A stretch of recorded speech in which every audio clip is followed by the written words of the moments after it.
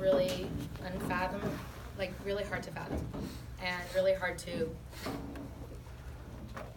process on a communal level, I think on a global level, and certainly on a personal level. To describe Sophie as my right hand was literally not an exaggeration. I don't even begin to think anyone in this room knows the capacity and the amount of mitzvot that Sophie participated in. There were so many needs in this community that I would never divulge to anyone.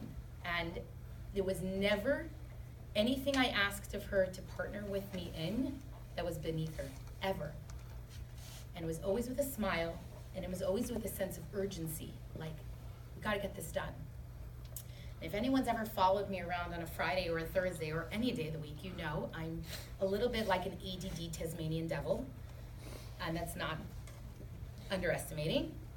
And when there was a job or a mission or something that had to be done, my instructions were, anyone ever took instructions from me, they were missing details, and she kind of like knew the language and knew how to fill in and knew how to step up and knew how to get it done.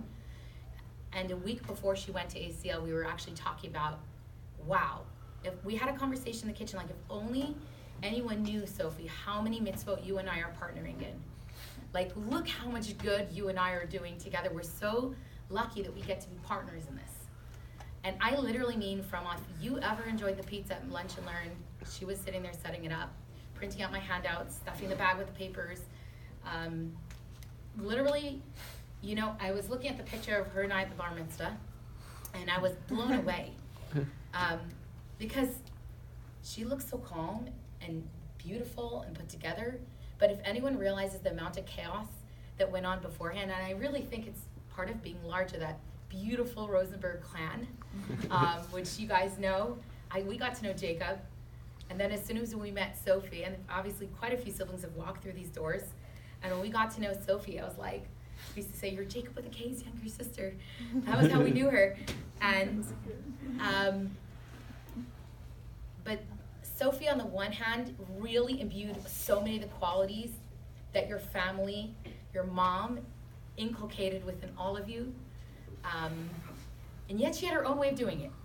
She would come and run around for a half hour in the kitchen with me, and then I would be distracted or have a phone call, and she would pull out her math. And she would just sit there like from chaos zone to like, oh, it's engineering, I'm working. She had this incredible gift of being present where she was at, and just being flexible. And everybody, like, I can't even tell you how many people told me she was the first person I met at Chabad. She was the first person who came over to me and said, hi, I'm Sophie. And then I asked her once about the glasses. I said, Sophie, what's up with the glasses? It's not raining, it's not sunny. And she said, you know, first I wore it to be cool, and then everyone would comment on them, and they would smile. And I realized, you know, it makes people happy. What an easy way to make people happy. And I thought to myself, you know, when I get dressed in the morning, I'm usually thinking about what makes me look the best, not what makes other people happy. But Sophie really, like that smile, it's just her with those glasses and that calm and that deep, genuine eyes. She truly gave of herself to anyone she met. She had a lot of worries. She was carrying a lot. And I knew that because we got to know each other personally. But no one knew that because she was always so present and happy and warm and understanding and welcoming. So on a personal level, as I told you, your family last week, we will continue to live with that beautiful legacy that Sophie has given to us. And as we had a lot of very painful discussions last week together as students, I just thought to myself, and I said this, I said, you know, we cannot understand the why. We cannot understand such a bright light leaving the world so soon. There's no rationale for it. But what we could understand is how precious her gift was to all of us. She told me when she was working on getting students to sign up for Santa Claus, she said, Manya, it's like I have to beg them to do something that's good for their lives. It's so good for them. They'll benefit so much from studying, from learning, from growing. Like, why? And I was like trying to say, like, I get it, but it's the world we live in. You know, people are distracted. There's a lot pulling our attention. But she had a clarity. She had a purpose. And there is no doubt that I feel so gifted. Every soul we meet there's a reason.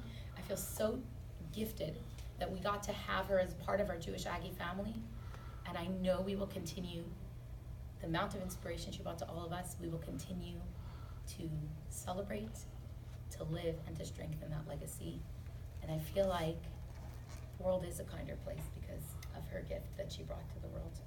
So now I would like to call up, my daughter Musia would like to share her personal reflections. She actually asked me. My children were very close to Sophie, and I think Musia would like to share, and Menucha would like to share, and then I know some other students said that they would like to share. There's no script, and the mic is open. We'll have Musia and Menucha who did type up something, but then if anyone else, I know you'll share. If anyone else would like to share a few words, I think that it will help us all understand the magnitude of the gift that Sophie brought to this community. So.